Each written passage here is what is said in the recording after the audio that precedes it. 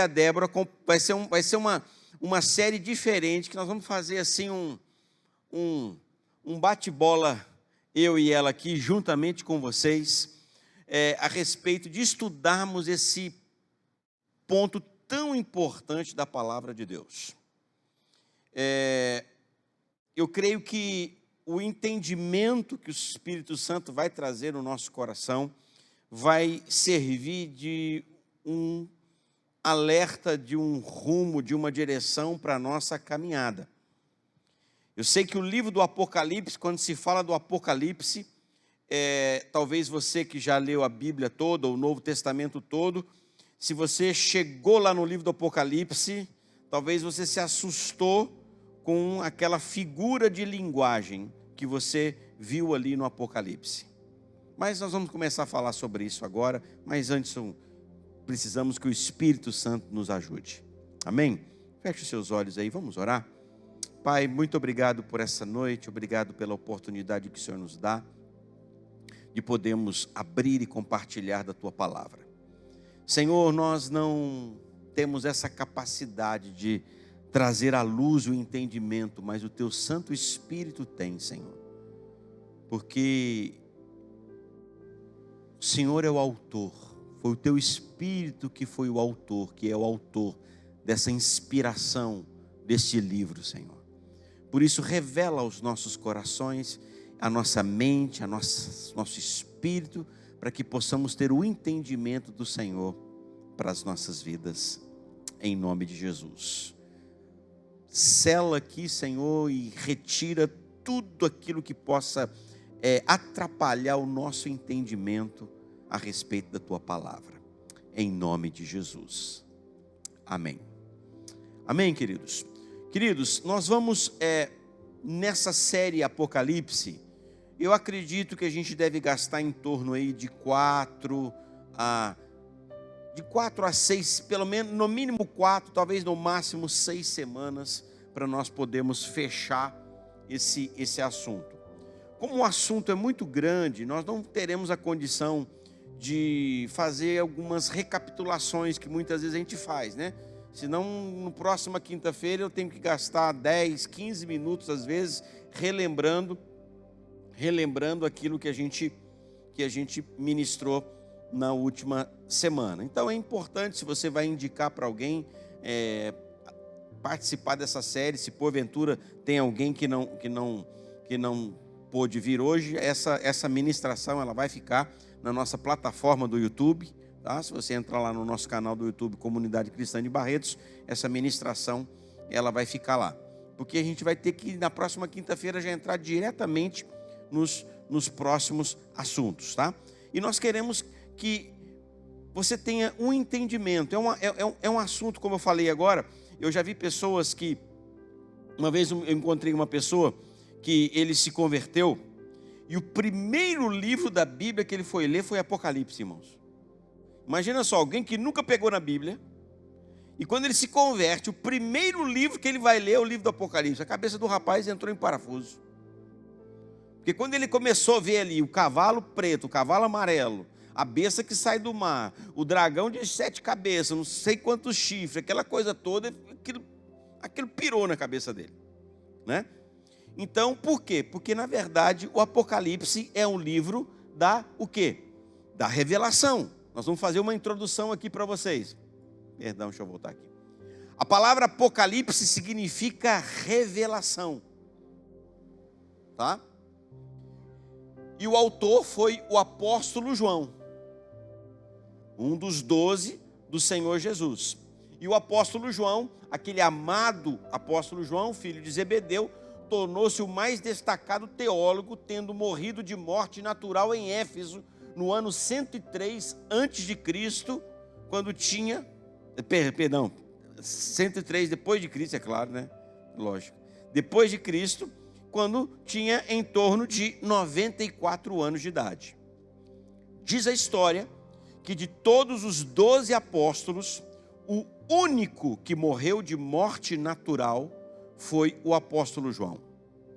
Eles tentaram matá-lo algumas vezes, diz a história, isso não é coisa, você não vai encontrar isso no relato, mas é a história dos apóstolos, que eles tentaram matar o apóstolo João por algumas vezes.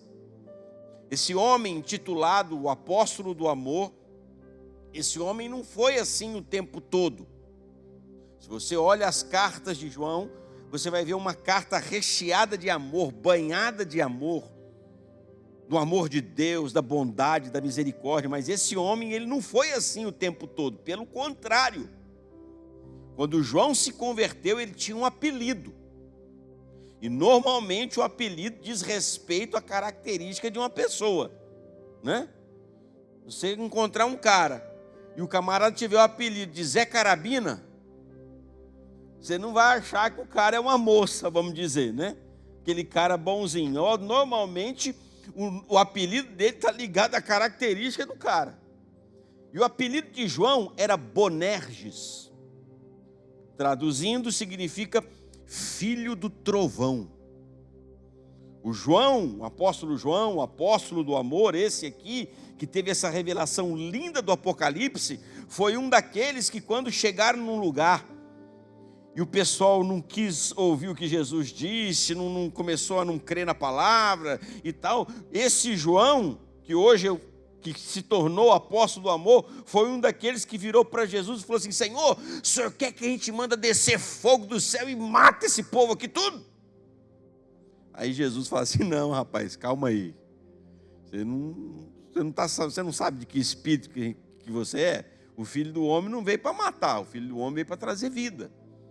Esse apóstolo foi transformado pelo poder de Deus e se tornou o apóstolo João. E diz a história, irmãos, diz a história que eles tentaram por algumas vezes matá-lo. A história relata 2 fatos a respeito desse homem. Estou dando esse pano de fundo para você entender quem é esse autor. A história relata que esse homem, eles pegaram esse homem, colocaram ele, mergulharam ele dentro de um caldeirão de azeite fervendo, tentando torturá-lo para fazer ele negar a sua fé. Porque não era a questão deles, não era simplesmente matar uma pessoa, matar aquele apóstolo. Eles queriam provar e fazer que aqueles homens negassem a sua fé. Como eu disse para vocês, todos os apóstolos, os demais, foram torturados e mortos. Diz a história que Paulo foi decapitado, o apóstolo Paulo. Alguns morreram à espada, outros morreram com flechas, outros foram partidos vivos, outros foram lançados para os animais, para as feras, outros foram crucificados e outros foram como Pedro, que pediu por conta própria ser crucificado de ponta cabeça. Que quando ele ia ser crucificado, ele falou assim: olha, eu peço a vocês que me crucifiquem de ponta cabeça, porque eu nem sou digno de morrer da maneira como o meu Senhor morreu. E eles tentaram também fazer com que João perdesse a sua fé. Mergulharam ele num caldeirão fervendo. Quando tiraram ele, ele olha para aquelas pessoas e fala assim para elas: filhinhos, amai-vos uns aos outros. Numa outra oportunidade, levaram ele em cima de um precipício e o empurraram precipício abaixo. E ele foi caindo, batendo nas pedras. Caiu lá embaixo. Foram lá, ele estava desacordado, desmaiado. Acharam que ele estava morto. Quando ele acorda, todo quebrado, todo ensanguentado, todo marcado, ele vira para aquelas pessoas e fala assim: filhinhos, amai-vos uns aos outros. Aí eles desistiram de matá-lo e decidiram então colocá-lo em uma ilha, exilá-lo em uma ilha, que era uma forma de uma prisão para aquele homem, né? Esse homem, ele foi, como eu falei para vocês, ele morreu aos cerca de 94 anos de idade, e foi o único que morreu com morte natural. Aí colocaram ele num lugar chamado Patmos, uma ilha chamada Patmos, que está entre a Grécia, naquele mapa ali. A parte escura é a parte da terra e a parte clarinha é o mar, tá? colocaram ele nessa ilhazinha que está mais do lado da Turquia do que do lado da Grécia, chamado Patmos, mais ao lado. E a data estima-se entre os anos 95 e 96 depois de Cristo. Eles colocaram ele lá no exílio e falaram assim: vamos deixar esse homem aí morrer. Ele vai morrer aí nessa ilha. Tentamos matar ele algumas vezes, tentamos fazer ele negar a fé, tentamos fazer ele se desviar, não teve jeito. Então joga ele nessa ilha, deixa ele apodrecer lá e deixa ele morrer lá. E foi nessa ilha chamada Patmos que João tem a revelação, a visão do Apocalipse.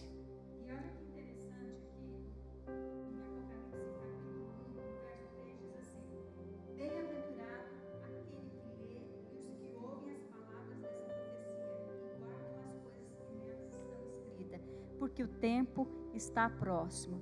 Então aqui ele fala, né, irmãos, o apóstolo João: bem-aventurado, felizes são aqueles que leem, aqueles que ouvem e aqueles que guardam as palavras dessa profecia, as palavras dessa revelação, as palavras do Apocalipse, né?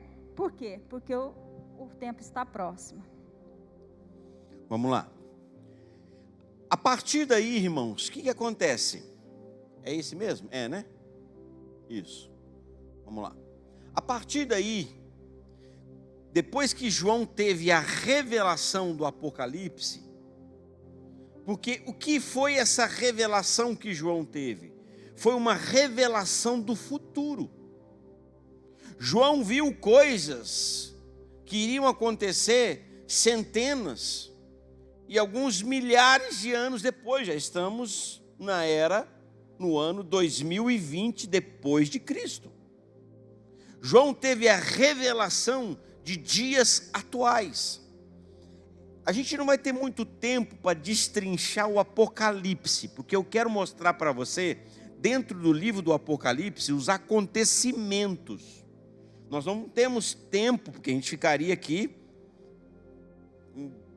a eternidade aqui, o resto de 2021, 2022, né, por causa do tempo. Porém, vocês que quiserem conhecer um pouco mais do livro do Apocalipse de uma maneira destrinchada, é só você se matricular e começar a participar. Logo, logo nós vamos trazer informações sobre isso na escola bíblica. Ali a pastora Débora tem ministrado livro por livro da Bíblia, capítulo por capítulo, versículo por versículo. Vocês pararam em que livro? Nós terminamos Gálatas. Eles terminaram Gálatas, tá? Começou acho que nós começamos em Romanos e terminou Gálatas. Livro por livro, capítulo por capítulo, versículo por versículo. Não é isso que nós vamos fazer aqui, porque são 22 capítulos de Apocalipse e a gente não teria tempo para discutir ponto por ponto, versículo. Mas os acontecimentos nós vamos falar aqui com vocês.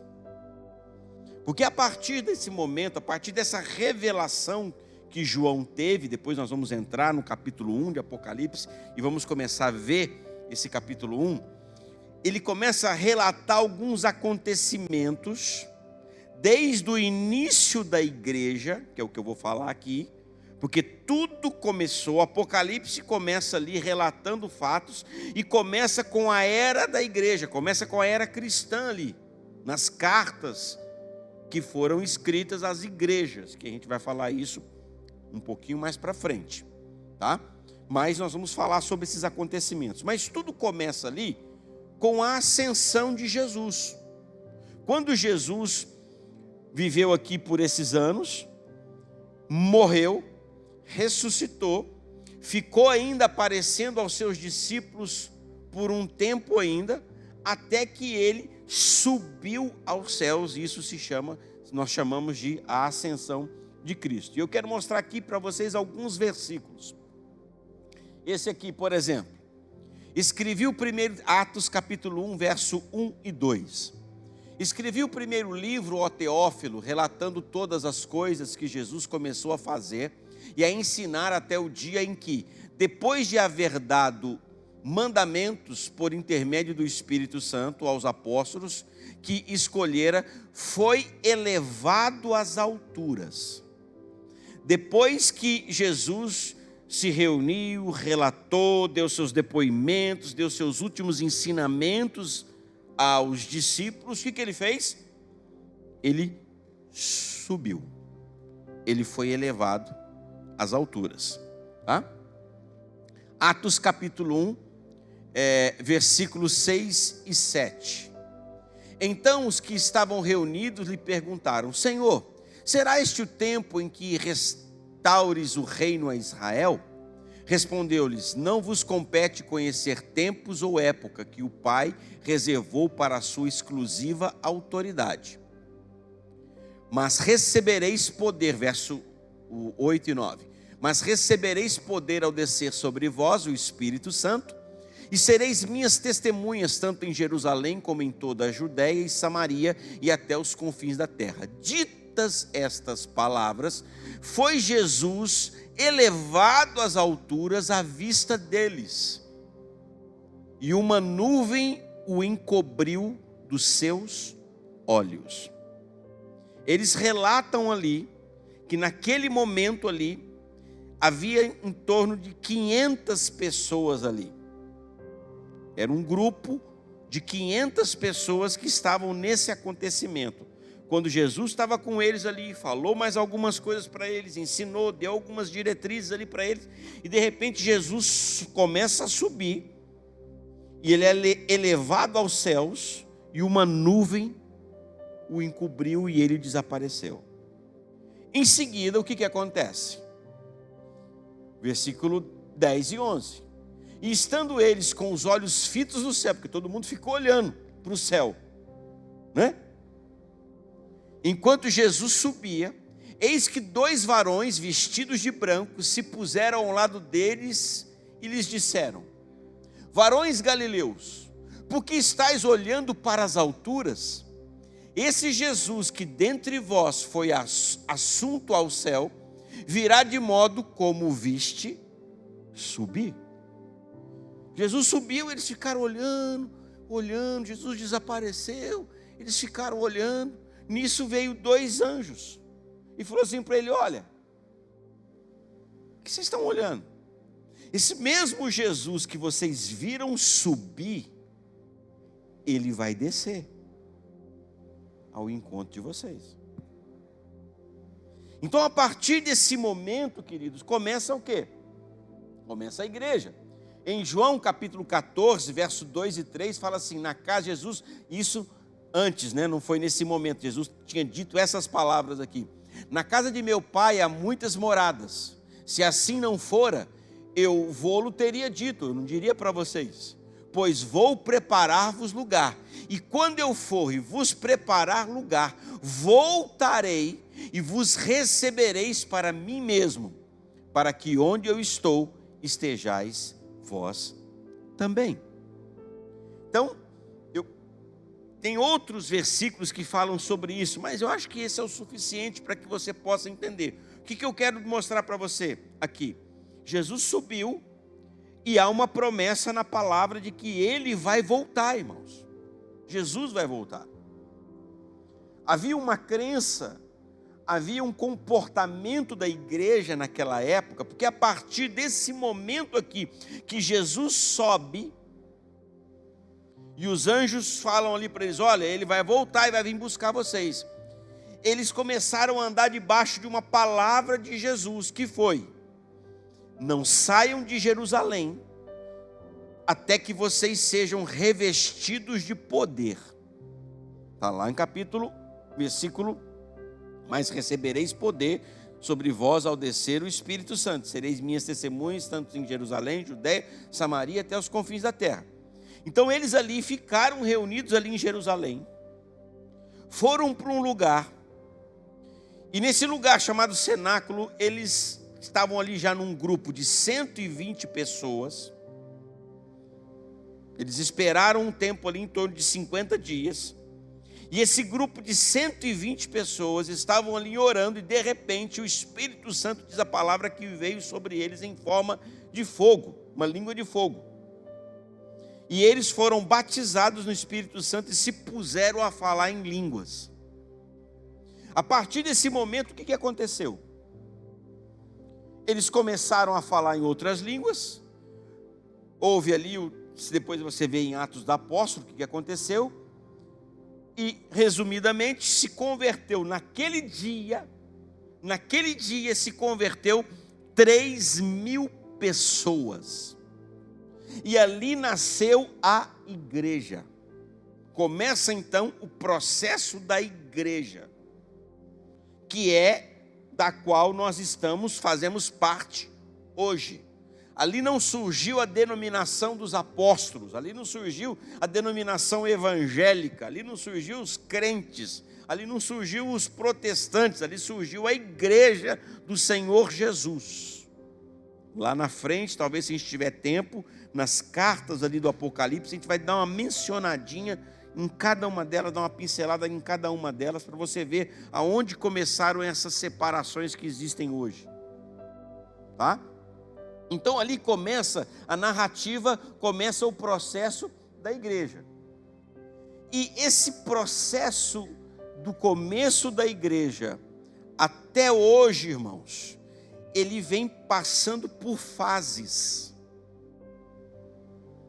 E essas fases que nós queremos compartilhar com vocês hoje, tá?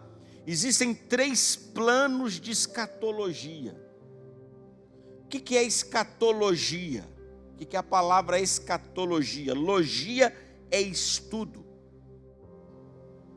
Estudo dos últimos tempos, estudo dos últimos dias, estudo do fim. Isso que significa escatologia. Tá? Então existem algumas linhas. É claro que eu vou mostrar para vocês nós vamos mostrar para vocês as linhas, mas eu vou mostrar o que eu creio. Porque na verdade essas linhas aqui, que são pré-tribulacionista, intertribulacionista e pós-tribulacionista, a única diferença, porque o conteúdo, a base é tudo igual. A única diferença são os acontecimentos, a ordem dos acontecimentos. Imagine só, aqui nós temos uma longa estrada, a Avenida Céu, passando aqui. Para você entender, daqui a pouquinho eu vou mostrar um gráfico aqui que vai ficar melhor para você entender. Uns creem que quando o ônibus chamado salvação, arrebatamento passar, aqui na Avenida Céu, uns creem que o ponto que nós vamos embarcar é aqui, no comecinho da avenida. Outros creem que o ponto é no meio da avenida. E outros creem que o ponto é no final da avenida. Todos têm um ponto, é a mesma avenida, temos que pegar o mesmo ônibus, temos que estar preparado temos que estar no ponto a hora que o ônibus passar. A única diferença é o lugar que as pessoas creem que é o ponto daquela avenida. Não é a outra avenida, não há divergência. Esses 3 aqui, eles não creem que, não é essa estrada aqui, é outra estrada. Não, é a mesma estrada. A única diferença é onde está o ponto. Então, é o que nós vamos mostrar para vocês aqui, que são esses 3 planos escatológicos que nós temos. Como eu disse para você, todos creem nos mesmos fatos. E é em cima desses fatos que se desenrola o livro do Apocalipse.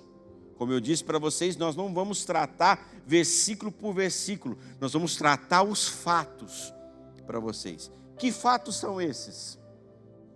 Arrebatamento, tribulação, grande tribulação, anticristo, segunda vinda de Cristo, milênio, juízo final e eternidade. Esses são os fatos aqui dessa avenida. Tudo isso está nessa avenida que eu estou parafraseando aqui, chamando essa avenida, por exemplo, de Céu, Avenida Céu. Todos esses fatos aqui estão aqui na Avenida Céu.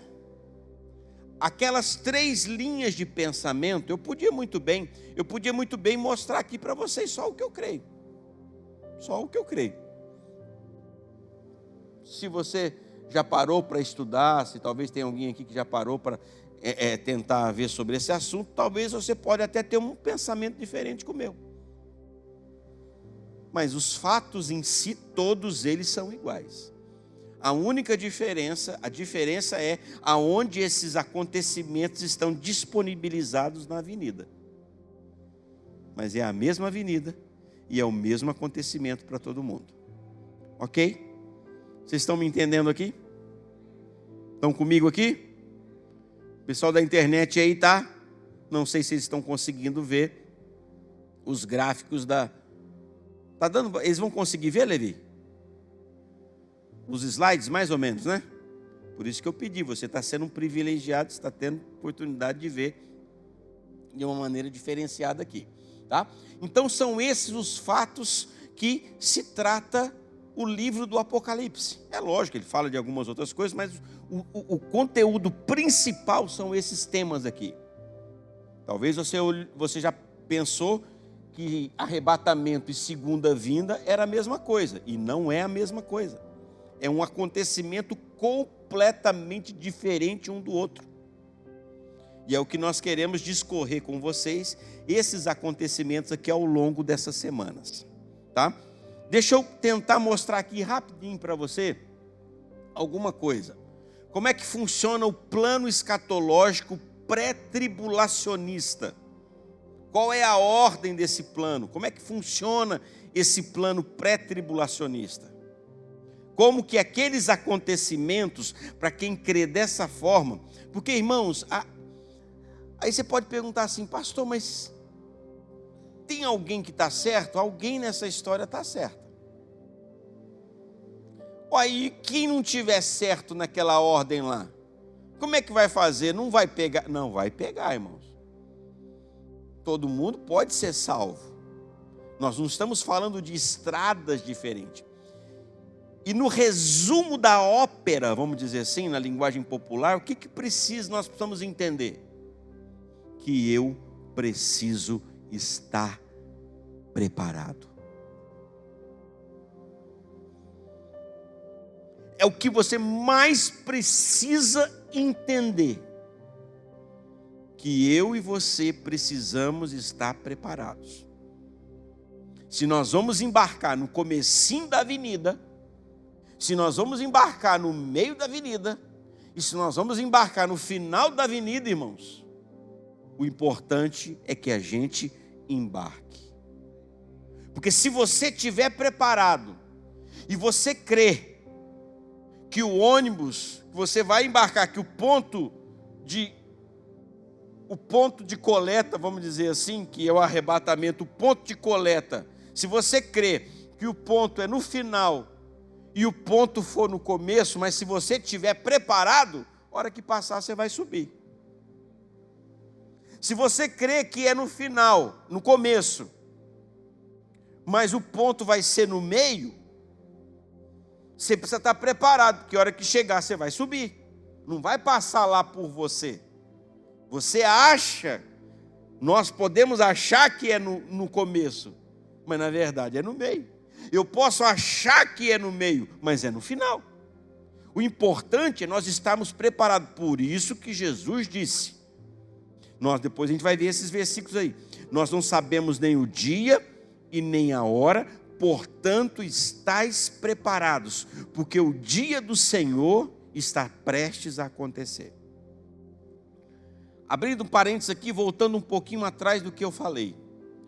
Os apóstolos, irmãos, eles acreditavam que Jesus iria voltar na geração deles ainda. A ponto de você ver lá em Atos dos Apóstolos, muitos chegarem e começarem a vender as suas propriedades. Eles começarem a vender tudo que eles tinham e empregar na obra missionária, porque eles achavam que Jesus ia voltar na geração deles, nos próximos 20, 30 anos, eles iriam ver Jesus voltar. Essa era a crença que eles tinham. Porém, muitas palavras, muitas profecias, e as cartas estavam ainda sendo escritas ainda. O Novo Testamento não estava completo. Depois veio o apóstolo Paulo, que se converteu, Saulo, que se converteu em Paulo, se tornou o nome Paulo. Vieram as suas cartas, as cartas paulinas, os ensinamentos de Paulo, e aí começou a desenrolar uma visão, e quando se fechou com a visão do Apocalipse, pronto, agora selou. Por isso que Apocalipse termina dizendo o seguinte: se alguém tirar uma vírgula daqui, vai ser tirado da parte que lhe cabe. E se alguém acrescentar alguma coisa a mais do que foi feito, vai ser acrescentado os flagelos sobre ele. Ou seja, fechou. Então agora, com o Apocalipse fechado, a gente pode ter uma noção dos tempos. Porque perguntaram para Jesus, dizendo para ele: Senhor, mas quando será que vai acontecer? Isso que o Senhor está dizendo, essa segunda vinda, que o Senhor vai vir de novo, quando vai ser isso, Senhor? Jesus falou assim: olha, isso não cabe a mim. Só o Pai, nem os anjos, nem a mim, só o Pai sabe. Portanto, estejais preparados. Mas em outros versículos também, Jesus disse assim, que nós não iríamos saber discernir, nós não iríamos saber exatamente a data. Há muitos anos atrás, eu morava ainda em Goiás, a gente estava no começo do nosso casamento, acho que não tinha os filhos não, né? Aquela história do Banco Ra, né? Não tinha os nossos filhos ainda. Sara, Levi não era nascido. A gente tinha poucos anos de casado. Apareceu um jovem da Coreia do Sul, chamado Banco Ra, aqui no Brasil. Isso tem mais de 30 anos. E esse jovem começou a tomar uma proporção, e por causa do tema curioso, que é o Apocalipse, ele começou a declarar que Jesus ia voltar tal dia. Marcou o dia. E isso despertou a curiosidade de muita gente. Muitas pessoas afluíram para lá, para ver esse jovem falar, lá da Coreia do Sul. A Coreia estava vivendo um grande avivamento. Havia uma igreja que existe hoje ainda na Coreia, que naquela época, ela tinha quase 1 milhão de membros. Uma igreja com quase 1 milhão de membros. Esse rapaz não era dessa igreja, mas por ser Coreia, todo mundo achava. Então muita gente foi lá para ouvir esse moço. Mas era um engano. Porque a Bíblia diz que ninguém sabe nem o dia e nem a hora.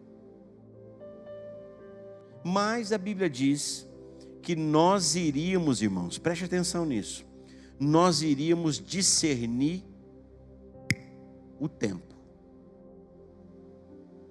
Se alguém algum dia chegar e falar assim: olha, é 14 de junho de 2029, às 3 horas da tarde, Jesus vai voltar. Falso profeta. Mentira. Mas nós iríamos discernir, porque Jesus falou assim: olha, vocês não sabem discernir os tempos, assim também será a vinda do Filho do Homem. Aí Jesus falou assim: quando o céu está cinzento, vocês não falam que isso aqui vai acontecer isso? Quando o céu está avermelhado, vocês não tem que ir lá, papapá, vocês não falam que vai ter tempestade e não acontece? Assim também vai ser nos últimos dias com o Filho do Homem. A gente vai ter uma noção, irmãos, do momento, não exato do acontecimento, Não é a noção assim, quando eu digo tempo, eu não estou falando assim, vai ser dentro do mês agora de dezembro. Não é isso que eu estou falando. É o acontecimento. E isso tem sido meio que unânime entre o povo de Deus, entre os homens de Deus. Existem pessoas... O Senhor deixou algumas profecias e com relação a esse assunto, né, da sua volta, que muitas delas já se cumpriram. Se você perguntar o que falta para o arrebatamento, nada. Já tá tudo, já aconteceu tudo. Então, assim, por que nós podemos discernir? Por conta daquilo que ele mesmo falou, daquilo que foi profetizado pelos profetas. Então, por conta das profecias, nós podemos discernir o tempo. E isso acende a nossa luz de alerta, né? Ei, espera aí. Por isso que nós não podemos brincar. Por isso que nós não podemos viver uma fé de qualquer maneira. Porque, irmãos, vou dizer uma coisa para vocês. Daqui para frente, pode ser qualquer hora. Pode ser a qualquer hora. Pode ser a qualquer momento. O arrebatamento da igreja. Quando a gente fala Jesus voltar, nós estamos falando sobre, não é a segunda vinda, nós estamos falando sobre o arrebatamento. Então, dentro dessa linha teológica aqui, como que funciona a organização, como é que quem crê no pré-tribulacionismo, ou quem é pré-tribulacionista? Aqui, ó, a cruz de Cristo. Jesus veio, morreu na cruz e nos salvou. A partir da cruz de Cristo, a partir da sua ascensão, começou o quê? Começou a era atual, que é o que nós estamos vivendo hoje. É a era da igreja. E você vai ver lá em Apocalipse, quando a gente entrar na próxima semana agora, próxima quinta, nós vamos entrar lá nas cartas do Apocalipse. Aquelas primeiras cartas às igrejas. Éfeso, Filadélfia, Tiatira, papapá. E você vai perceber que cada carta daquela está falando de uma época dessa igreja, desse período, desses 2020 anos que nós estamos passando. E a última carta, e a história da igreja identifica com a característica de cada uma daquelas cartas. E a última carta escrita foi a carta de Laodiceia, a igreja de Laodiceia, que é exatamente o momento que é a última carta que se escreve. É a da igreja atual, que é a igreja de Laodiceia. Então nós estamos vivendo isso aqui. O que acontece? Quem é pré-tribulacionista, depois lá na frente eu vou falar, eu não vou me manifestar agora, depois você vai ficar sabendo. Eu não poderia deixar de fazer, porque nós vamos transcorrer o estudo aqui dentro daquilo que a gente crê. Mas lembrando você, porque existem muita gente séria. Existem muita gente séria que crê nessa fase aqui, pré-tribulacionista. Pastor José Rodrigues, pastor Lamartine Pozella e muitos outros pastores. Assim também como tem muita gente séria que crê na intertribulacionista. Assim como tem muita gente séria também que crê no pós-tribulacionista. Então, dentro de quem é pré, o que a pessoa crê? Quem é pré, crê que daqui a pouco vai acontecer o arrebatamento da igreja. Ok? A igreja vai ser arrebatada. Depois eu não vou entrar em detalhes, porque senão eu vou atropelar a semana que vem, porque nós vamos começar a semana que vem, nós vamos começar aqui estudando as cartas, já vamos ver se a gente consegue entrar aqui no arrebatamento. Quem é pré acredita que a igreja vai ser arrebatada Nós vamos desaparecer aqui, nós vamos estar aqui e de repente nós vamos desaparecer. Acho que tem até filme disso já fizeram, tem na internet aí, tem filme. Talvez a gente vai tentar pegar algum filme aí só para mostrar esse momento do arrebatamento, só para dar uma ilustrada para você. A igreja vai subir. A partir do momento que a igreja sobe, começa-se uma grande tribulação. Começa a tribulação, e a tribulação ela é dividida em 2 períodos. Ela é dividida na tribulação, depois há uma manifestação, uma declaração do anticristo, que vai se levantar. Depois eu vou explicar que declaração é essa que ele vai fazer, mas o anticristo vai se levantar aqui no comecinho. A partir do momento que a igreja for arrebatada, o anticristo se manifesta.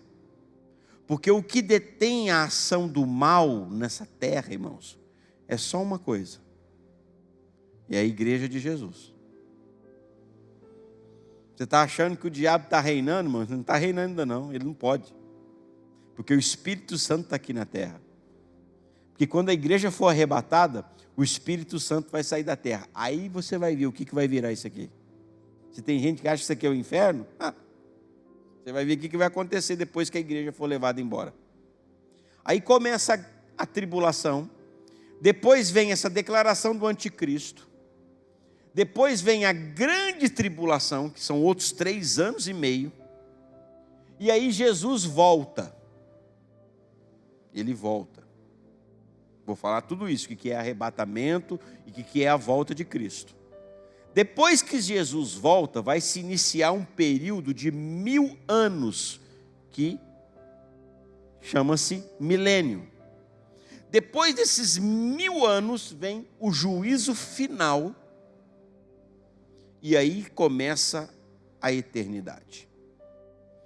Essa aqui é a visão de quem é pré-tribulacionista. A visão escatológica de quem é intertribulacionista. O que acontece? Qual que é a visão de quem é inter? Que quem é inter crê? Lembrando que os fatos, como eu disse para vocês, os fatos são os mesmos. Só muda a ordem aqui, onde estava na avenida aqui. Tá? Quem é inter crê de que forma? Quem é inter crê assim: a cruz de Cristo, a igreja, e já nós vamos passar pela tribulação. Lembra que quem é pré, a igreja foi arrebatada aqui antes dos 3 primeiros anos e meio? Lembra? Eu mostrei aqui agora há pouco, tá? As pessoas, quem é inter, crê que a igreja vai ser arrebatada no meio, pode ver que está aqui, no meio dos 3 anos e meio. Ou seja, muito da tribulação que tem na Bíblia, a gente vai ver um pouquinho, a hora que a gente está nessa parte de tribulação, dos flagelos, porque na verdade, irmãos, a tribulação, o que você e lê, aquelas coisas horrorosas ali em Apocalipse, de mortes e mortes e mortes e mortes, aquilo ali, irmão, aquilo ali não é fictício não, aquilo ali é literal. A Bíblia relata que vai ter momentos que vai morrer tanta gente, que o sangue na rua, é claro que tá ali é uma menção, não do contexto desse nosso aqui de avenidas largas, no contexto de Israel ali, que são aquelas avenidinhas, aquelas vielinhas estreitas, que vai morrer tanta gente que o sangue vai correr na altura dos freios dos cavalos. Em outras palavras, vai ter um rio de sangue mais ou menos dessa altura aqui, assim. Um cavalo com a cabeça baixada. O freio do cavalo, da boca do cavalo, o cavalo, cabeça. Vai correr sangue nessa altura aqui, um rio de sangue. Só fazendo um parênteses, isso já aconteceu quando o general Tito invadiu Israel no ano 70 e fez um massacre, lá em Israel. Agora, se isso já aconteceu, irmãos, debaixo do general Tito, no ano 70, imagina o anticristo. Então, por quê? O que é a tribulação, irmãos?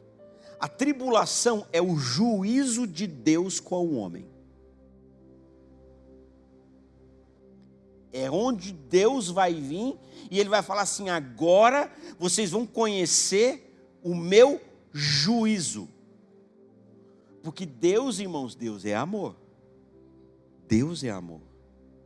Mas Deus também é justiça.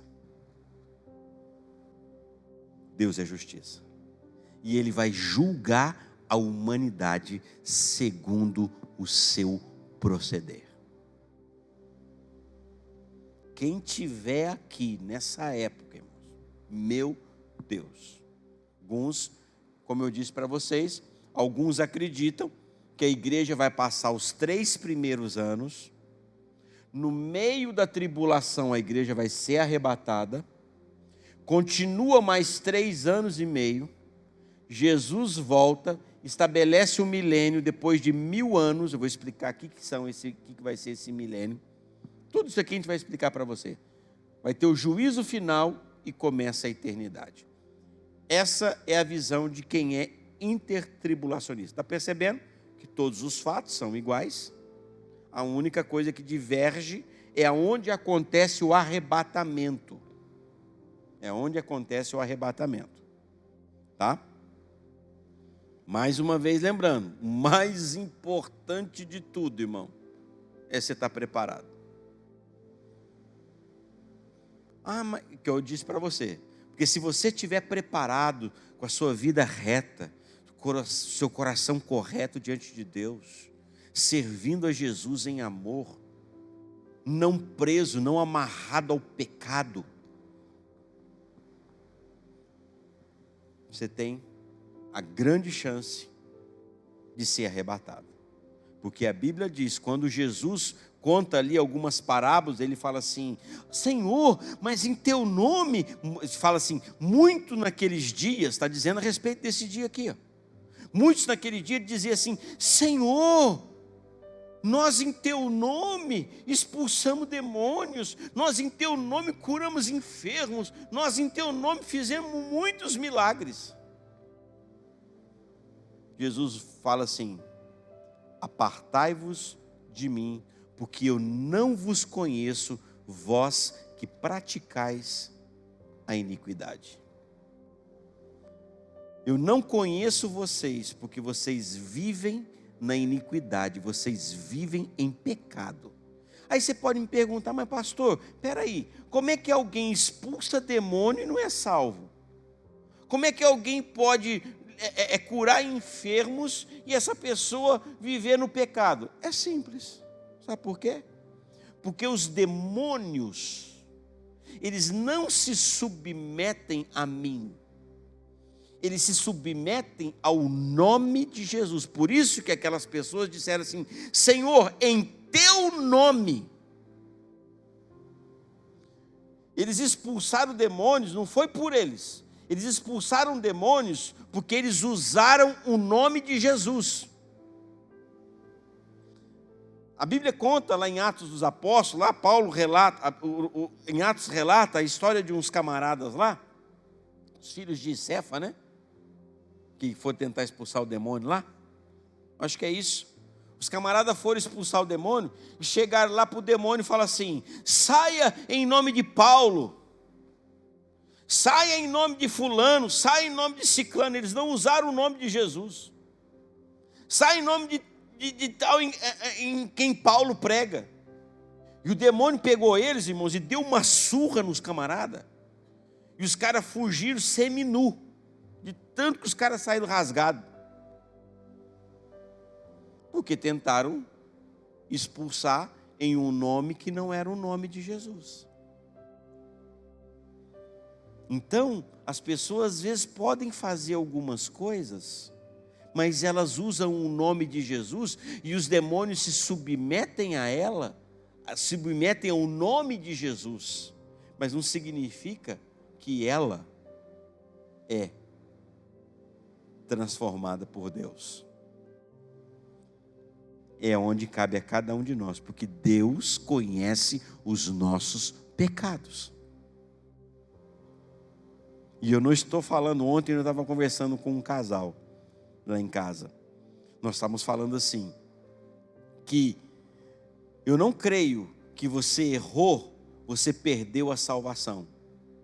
Quando você peca, você perde a salvação. Imagine só, vamos falar um cenário aqui, uma cena aqui. Chega em casa hoje à noite, e eu dou uma discussão com essa mulher aqui, e eu xingo ela de todos os piores nomes que você possa imaginar. Erro com ela. Estou no auge da discussão, fervendo minha cabeça. Passa 15 minutos, Jesus voltou. Jesus volta. Um exemplo. Eu vou ser arrebatado ou eu vou ficar?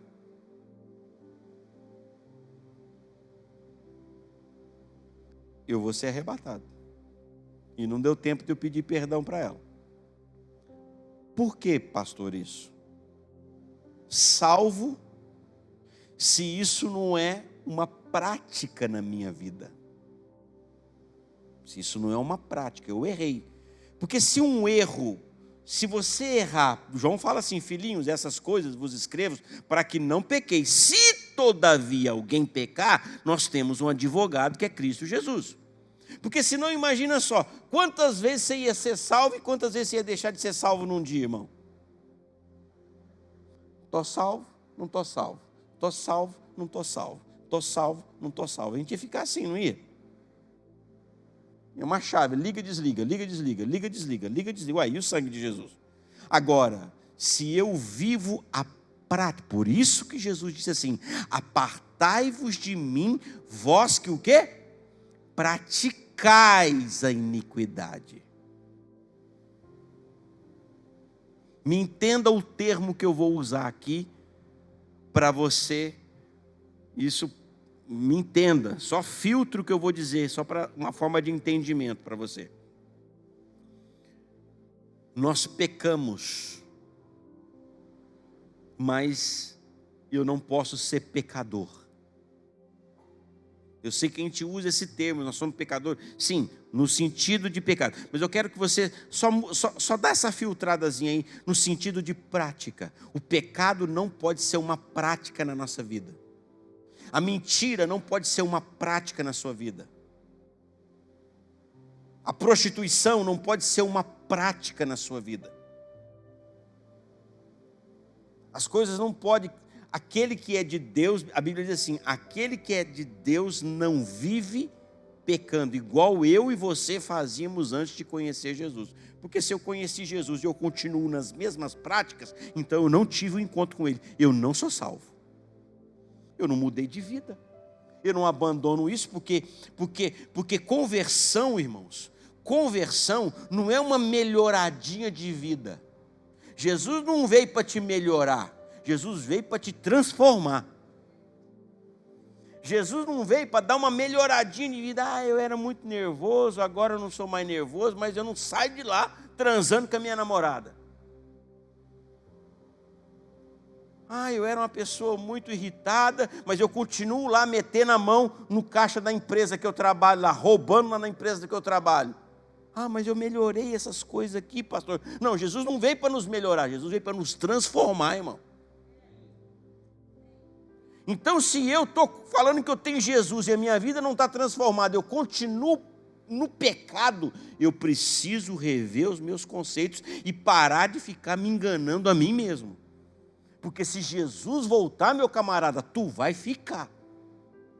Tu vai ficar. E eu vou ficar se Jesus voltar e eu estiver nessa de dando um migué nos outros, né? Porque a gente dá um migué para os outros, mas para Jesus nós não damos migué não, irmão. Jesus sabe muito bem.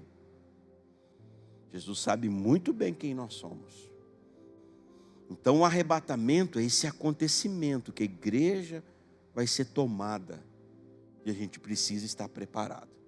E para a gente encerrar, a última, que é quem é pós-tribulacionista. Tá? Pré, no começo, inter, no meio, e pós, automaticamente, né? No final. Pode ver que é a mesma coisa. A cruz de Cristo, a era da igreja, os primeiros 3 anos, depois vem a grande tribulação, que é onde vai ser o tratamento hard, de choque do juízo de Deus. Os 3 primeiros anos e meio vai ser light, irmãos.